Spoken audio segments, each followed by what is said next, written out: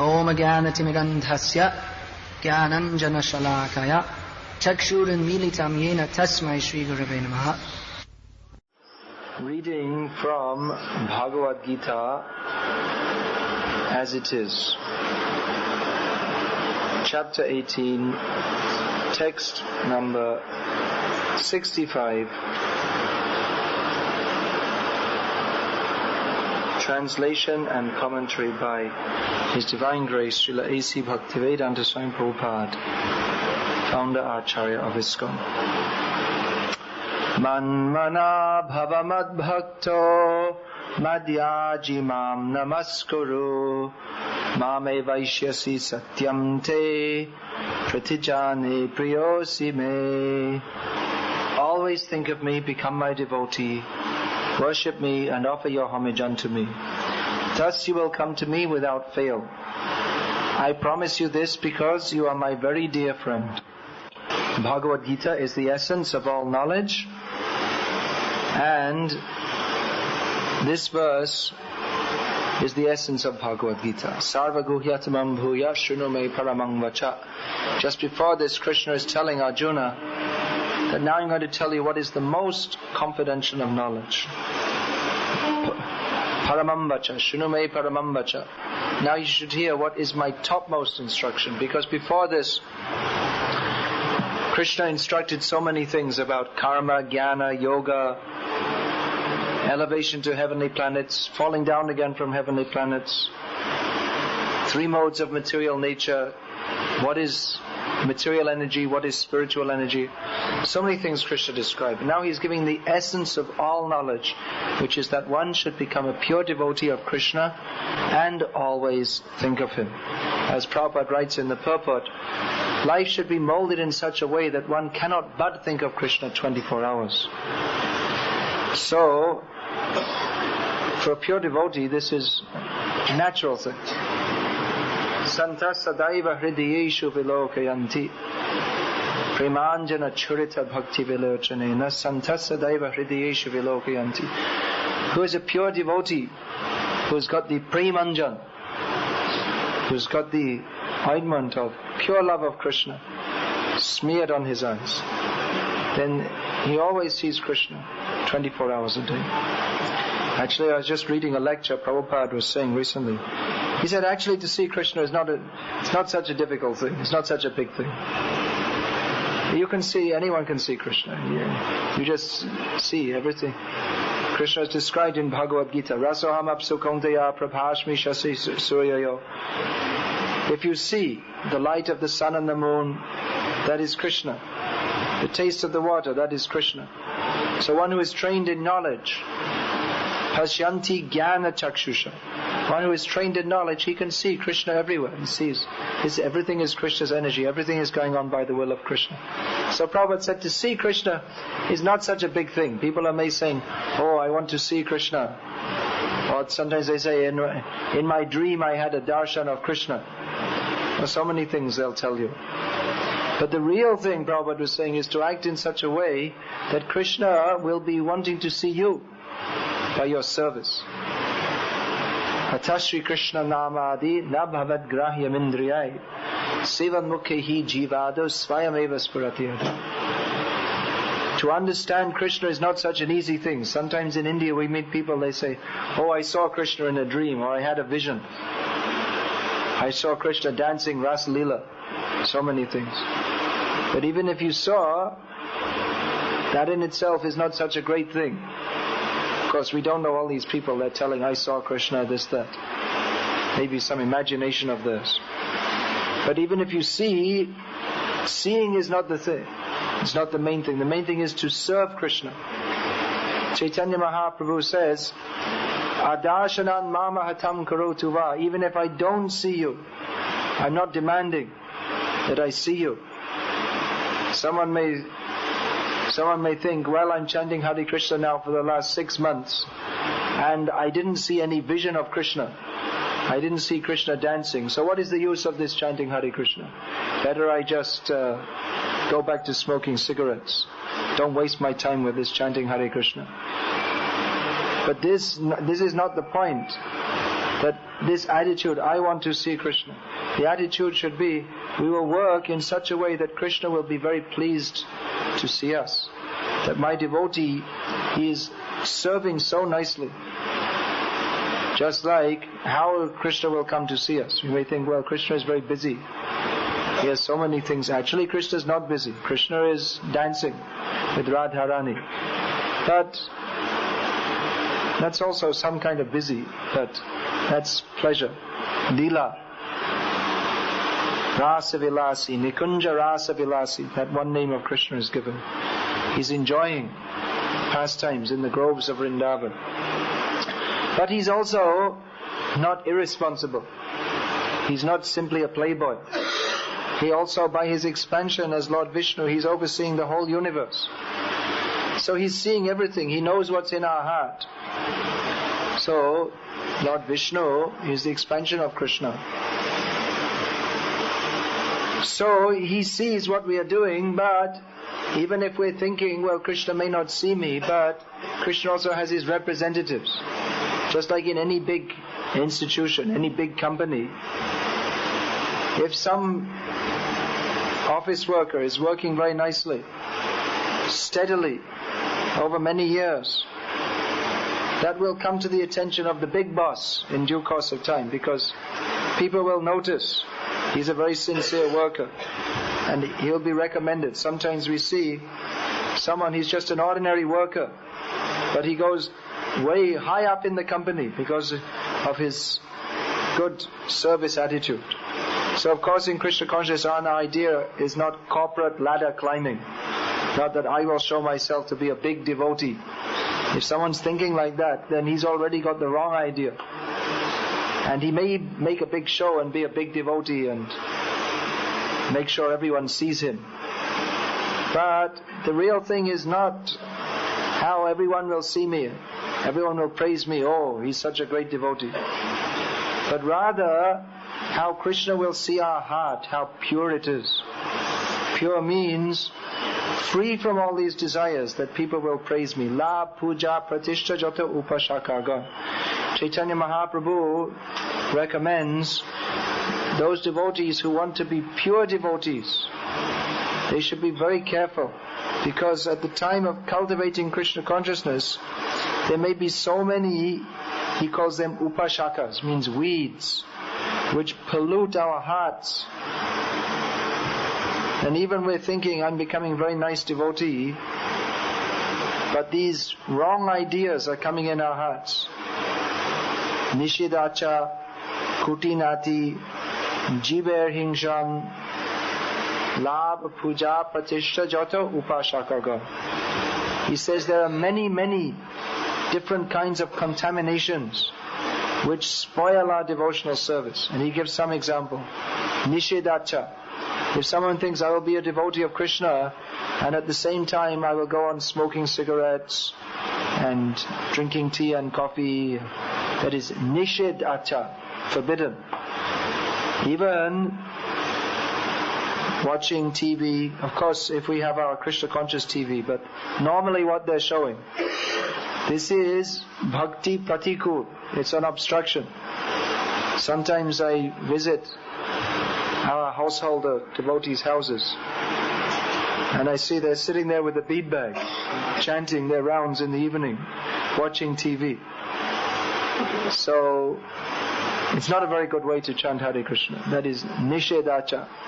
Chanting Hare Krishna means we should sit in front of Radha and Krishna, or anywhere, but not in front of a TV. Or if it is in front of a TV, turn the TV off and chant. So nishidacha, kutinati, diplomatic, duplicitous behavior, making a show, jive hingshan, being cruel to others. Then lab, I will execute my devotional service and make some money.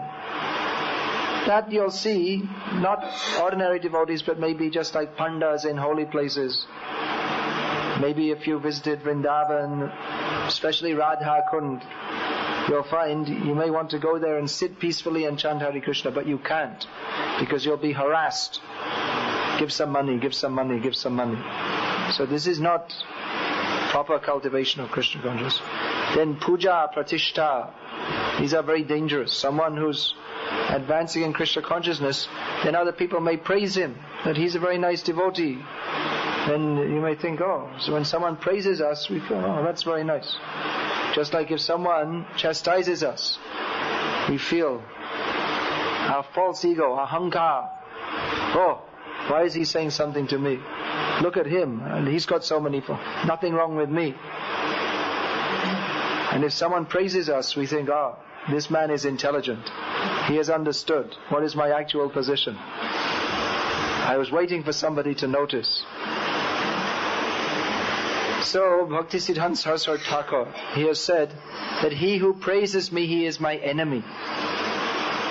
Because if someone praises me and I think, oh, actually he's right, I am a very good devotee, then this simply means that our ahankar is increasing. And Krishna consciousness means how to become humbler than a blade of grass. Chunadapi sunichena, how to become so humble. It's not very easy for a conditioned soul to be so humble that you feel yourself so low. Jagai madhai hoite muito papishta. What is that? Purisha kit hoite muito lagishta. This Krishnadas Kaviraj Goswami in Chaitanya Charitamrita says that I am more sinful than Jagai and Madhai, and I am lower than the worm in stool.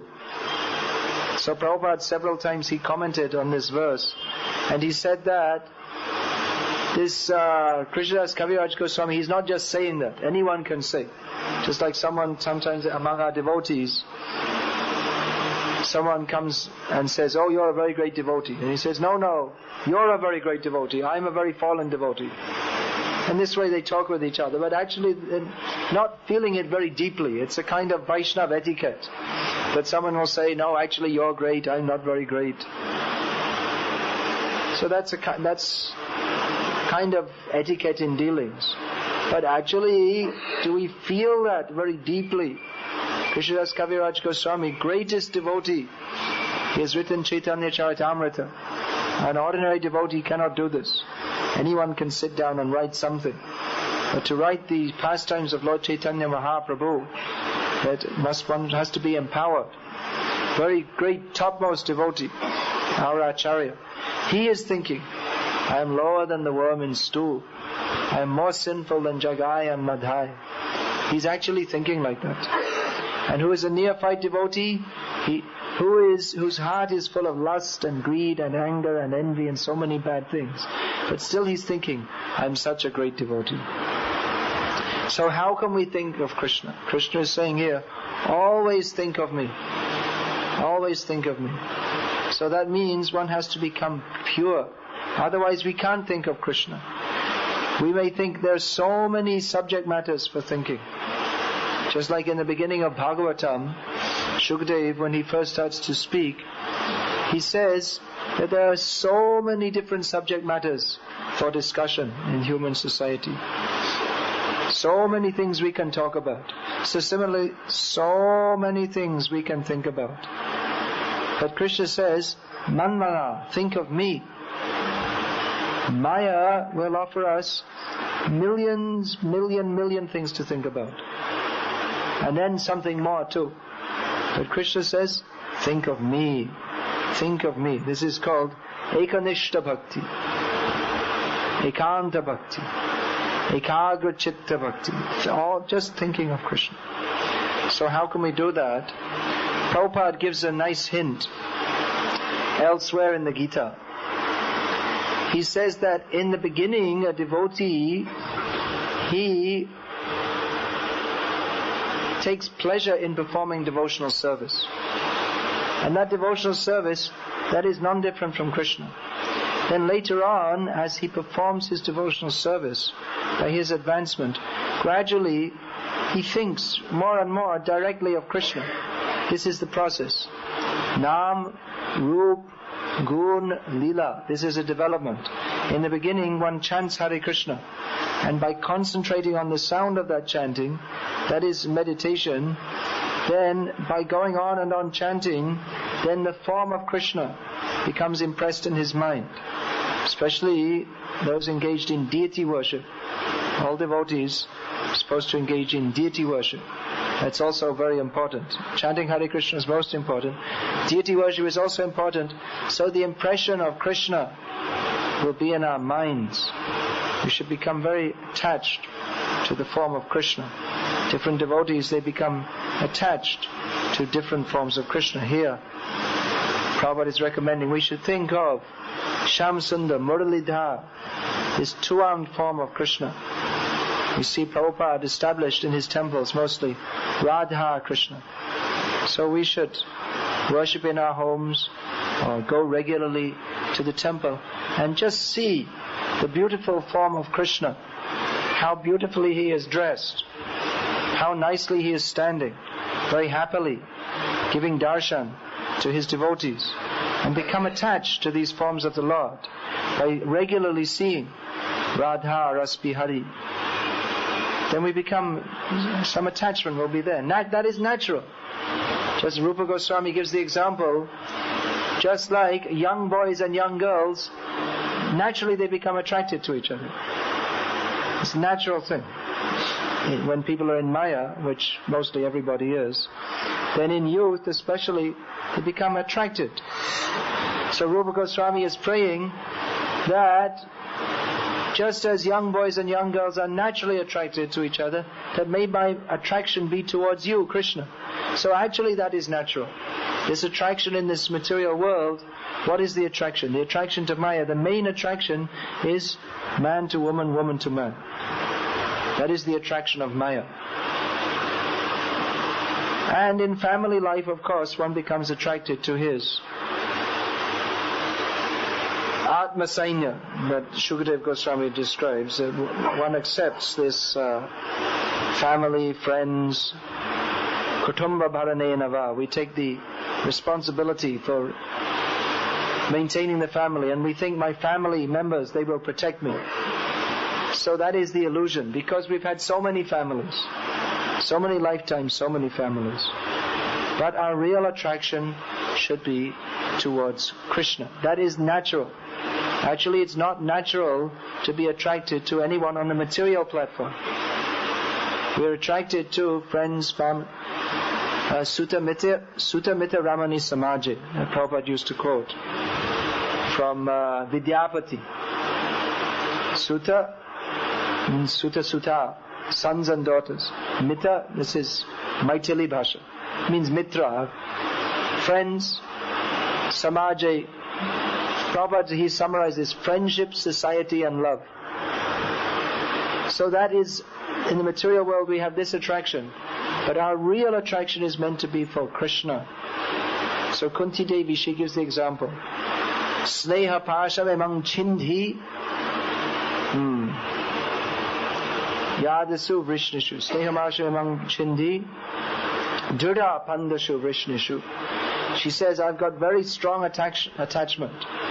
Woman, she has her own family and the family she marries into. So for Kunti Devi, her own family is Vrishni, and she married she became the mother of the Pandavas, married to Pandu.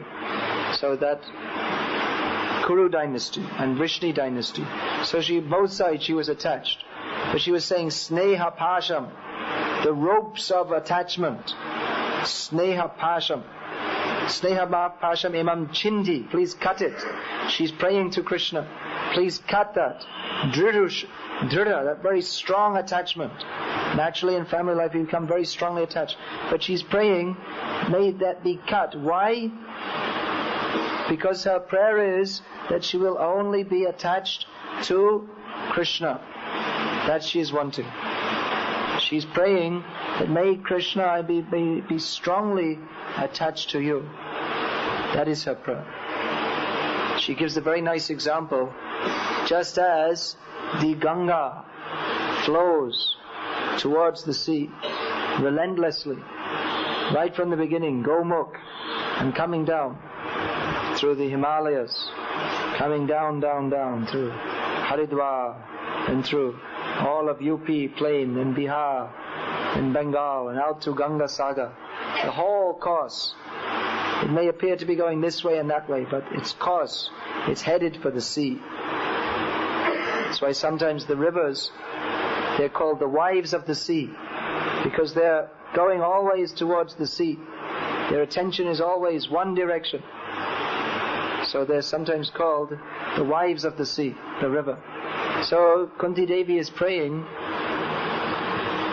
that may my attraction always flow towards you, just as the Ganga flows towards the sea. So this way, she's giving the example, how our attention should be fixed on Krishna. So this is our goal, pure devotional service. Our thoughts only fixed on Krishna. So how to do that? We may think, well, you just can't turn a switch in your brain or give yourself an injection. Krishna consciousness. Of course, injection is there, always chanting Hare Krishna. But it's a gradual process. It may not be immediate. We've been stuck in this material world since time immemorial.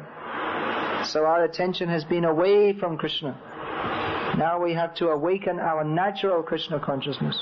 But it may take some time. Just like a sick man. His real position is to be healthy, but it may take some time to... His real position is to be healthy, but it may take some time to revive his healthy condition. But if he follows the right path,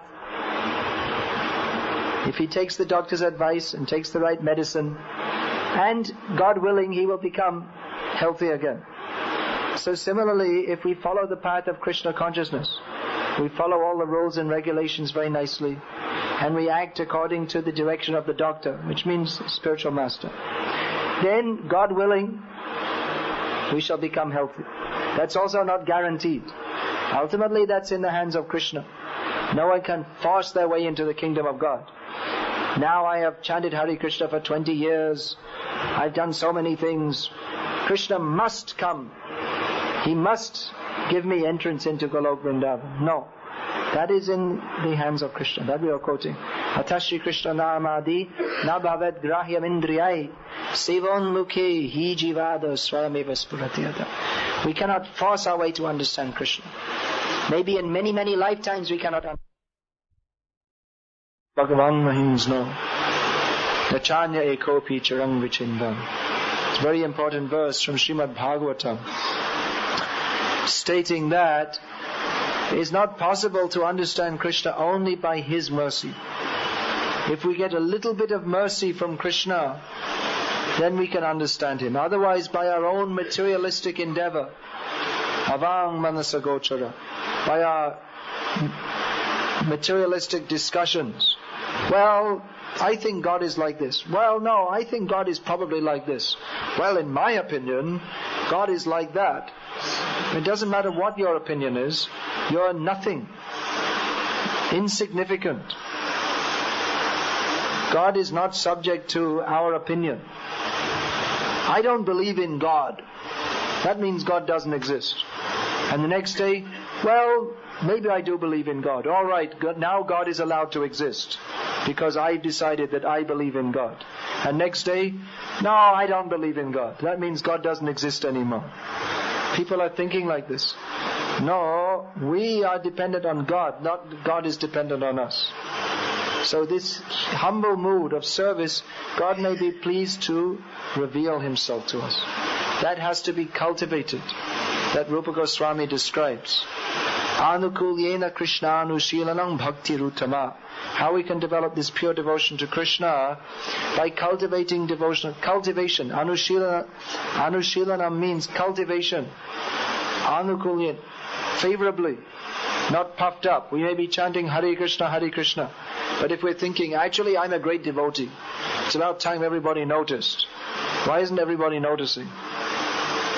If we have so many things may be there, la, puja, pratishta, so many wrong ideas may be there, these wrong desires. But if we're actually cultivating Krishna consciousness favorably, then there's a chance to understand Krishna. Then Krishna may be pleased to bestow His mercy upon us. Otherwise it's not possible even in many millions of years, many millions of lifetimes to understand Krishna. But if we take up Krishna consciousness with the proper mood, humble mood, seriously following the rules and regulations, then it may be possible to understand Krishna even in this very life. Even in this very life. Even otherwise it may not be possible. Bahunam janmanamante jnanavan mam prapadyate. Even after many lifetimes, someone may not understand Krishna. And someone else, he may immediately understand Krishna. Depends. Everything depends on our attitude in Krishna consciousness. So that cultivation should be there. Anukulyena. Proper attitude, cultivating Krishna consciousness. We shouldn't waste time. Time and tide wait for no man. Now we have this valuable human form of life. We should cultivate Krishna consciousness very seriously. Because we're all dying. We're all dying. Every moment we're dying. Every moment that passes is gone. Ayusha kshana ekopi nalabhya swarna kotibi. Today is 21st of April 1995. So if I bring all the money belonging to the Tatas, Hindujas and Birlas, piles of gold, who knows how much money they all have, crores of rupees, and I ask, is there anyone who can bring me back 20th of April 1995? No. One moment can you bring back? No. Time is gone.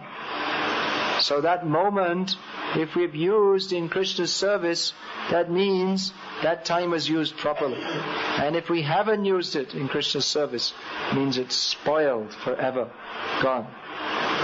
Anyway, whatever has happened in the past, that is gone. But now let us see to the future. We should see every moment. Am I engaging my mind, body, and senses in Krishna's service or not? This practice should be there. So that practice, beginning stage, sadhana bhakti, following the regulative principles of Krishna consciousness. This will help us to develop that attraction to Krishna. Krishna is naturally attractive. That's what his name means. But we have to develop that attraction. So that means vidhi nishid, positive and negative. We should take up the positive activities of Krishna consciousness, which will develop our attraction to Krishna. Chanting the holy names of Krishna, associating with devotees, visiting the temples of Krishna, taking food offered to Krishna, prasadam. And we should avoid everything which is detrimental to this cultivation of pure devotional service, such as watching nonsense materialistic television, engaging in useless mundane talk, eating food not offered to Krishna. All these things. We have to see what is favorable for our devotional service and what is not favorable. Accept that which is favorable and reject that which is not favorable. And in this way, very carefully monitor our lives so that we can come to the perfectional stage of always thinking of Krishna. This is our goal, nothing else. Always thinking of Krishna. Nandana bhava madbhakto vadyaji mam namaskuru mame vaishyasi satyam te pratijane priyosi me. Lord Krishna says, always think of me, become my devotee, worship me, bow down to me. In this way you will come to me. I promise you this because you are my very dear friend. Hare Krishna. Is there any question?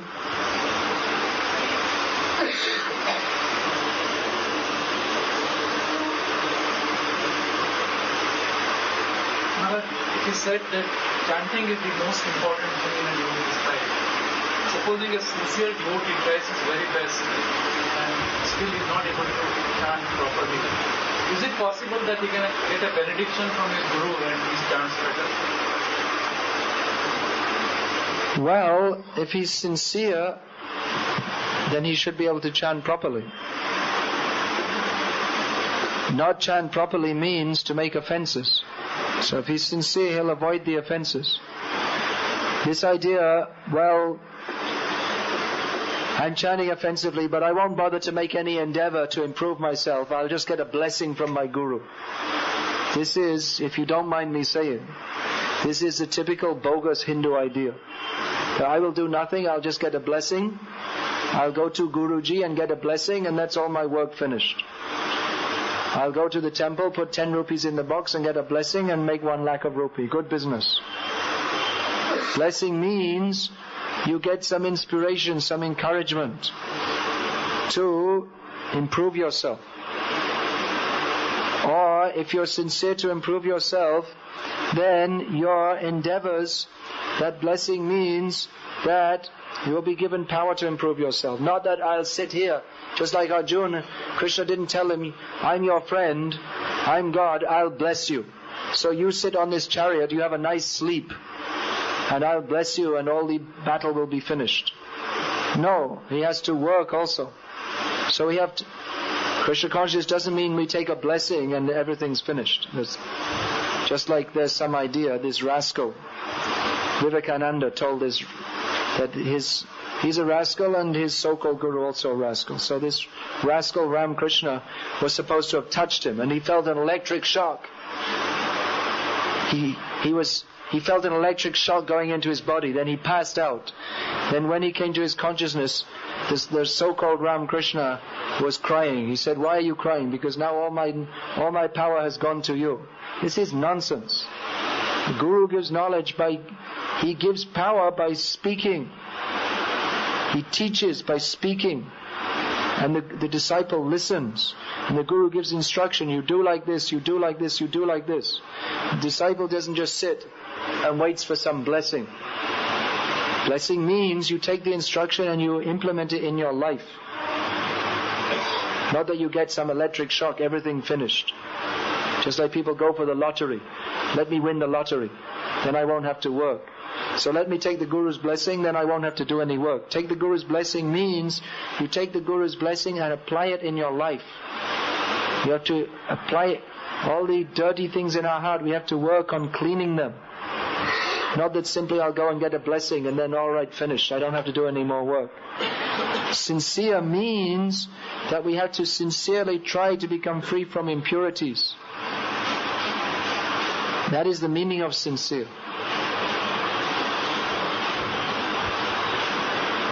That means that's what I was saying, that you don't think that I'm chanting Hare Krishna 6 months and still I'm finding so many impurities in my heart. Oh, then useless. Let me go back smoking cigarettes, materialistic life. No, that we have to be patient. We have to be enthusiasm, determination and patience. We have to increase our determination. Sometimes we see people in the beginning, they're very enthusiastic, but after some time, I'm coming every week to this program. All right, not so enthusiastic, but rather our enthusiasm should increase. Our determination should increase. And even if we don't see any immediate result, we should be patient.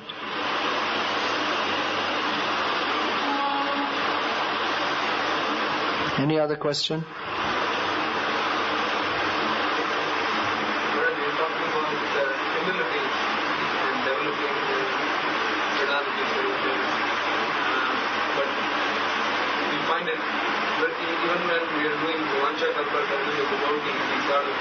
Expect the person to reciprocate, otherwise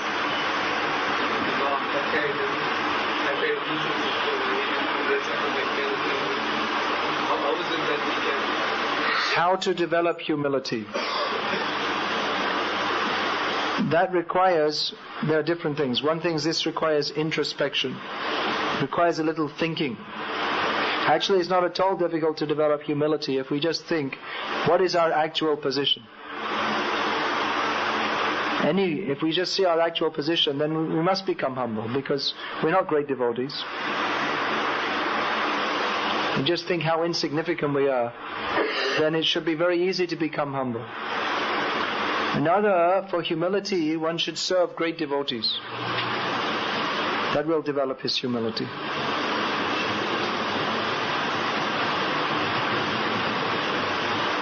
Any other question? you were mentioning about the harassment by so-called Pandal, what should be our approach when we go to such now? And when even we are harassed by these people, should we take that as a harassment or take that as a if they're so limited, so they're reciting it? Should we take it as such that they're actually elevated souls? Well, Prabhupada, he always used to say that you can understand a person by his symptoms.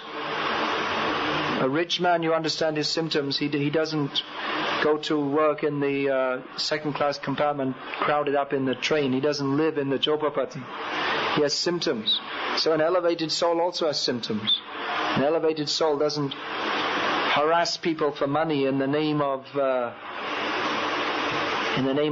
Seva. So they're special means they're born in Vrindavan, but they should also act in such a way that's pleasing to Krishna.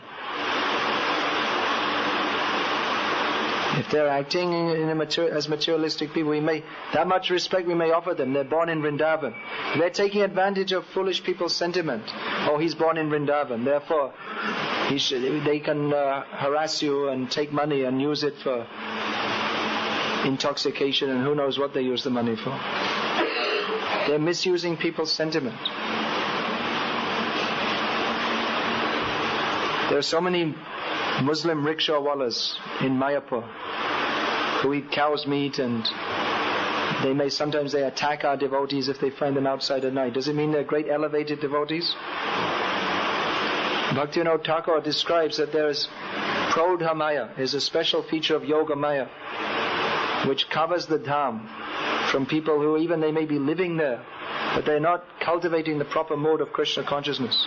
So they're superficially in the Dham, but they're actually not there at all. If someone's aim is to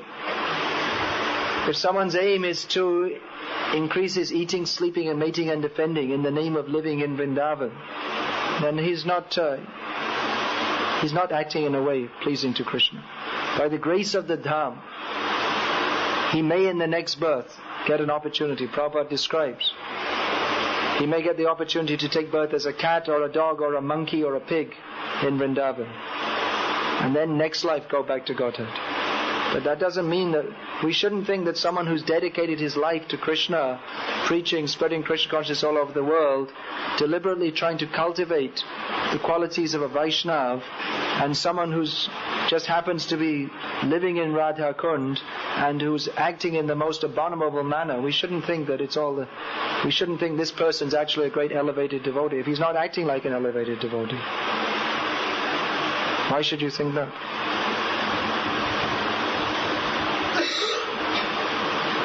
We may respect, but we shouldn't. Is there any value to associating with such people? No value, but criticizing those devotees is kind of a problem. Criticizing those devotees that they are harassing people or something. Well, it's a fact. They are harassing people. It's not a criticism. It's a statement of fact. Well, if you think that this man, it's some kind of leela or something, that's nonsense. He's harassing you. He won't let you sit down to chant japa unless you give him some money. And when he's gone, someone else will come. What do you call that? You call that leela? You call that devotional service? You call that Vaishnava behavior? It's harassment. You may not go on and on about it all your life, but it's a fact. The fact is, if any of you know, that you can't sit down and chant japa at Radha Kund without getting harassed. It's a fact. People are misbehaving.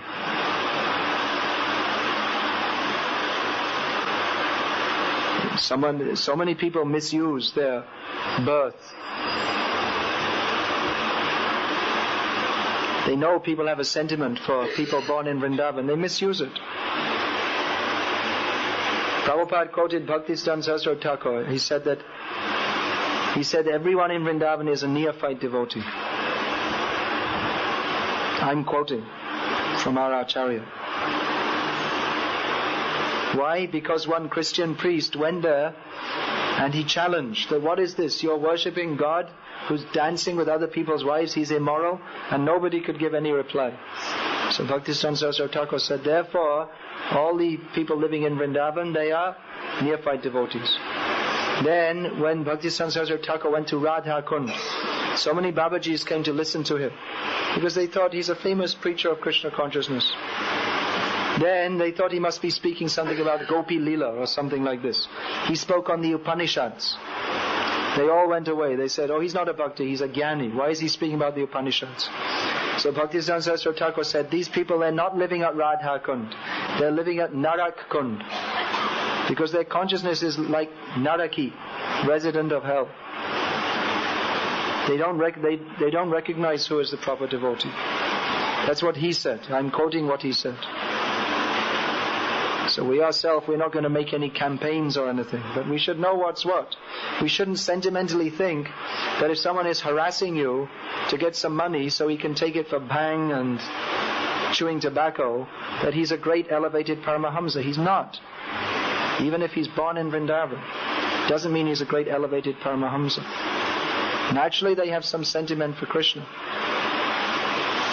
but it doesn't automatically mean that they're topmost level devotee.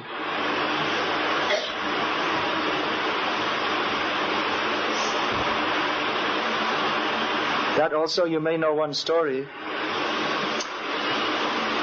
Two of Prabhupada's sannyasis were visiting Radha Raman temple in Vrindavan and they were taking darshan of the deity with great devotion. So the Pujari saw this and he said, oh, you seem to have so much devotion. That's very nice. So I think that by your devotion, that in the next life you may be born in Vrindavan and you'll get the chance to worship the deities, as I am doing. So they went back to Krishna Balaram temple. Prabhupada was there at that time and they told this. And Prabhupada said that you should have said to him that by your devotion to the deity in Vrindavan, that next life you may get the chance to get born in the Western countries and preach Krishna consciousness all over the world. That's the real work of Chaitanya Mahaprabhu. Pritivite ache jatanagar adigram sabat pracha hoibe morana. Bhaktisiddhanta Saraswati Thakur used to say that to show the deity for making your income, or to maintain your family in the name of showing people the holy place.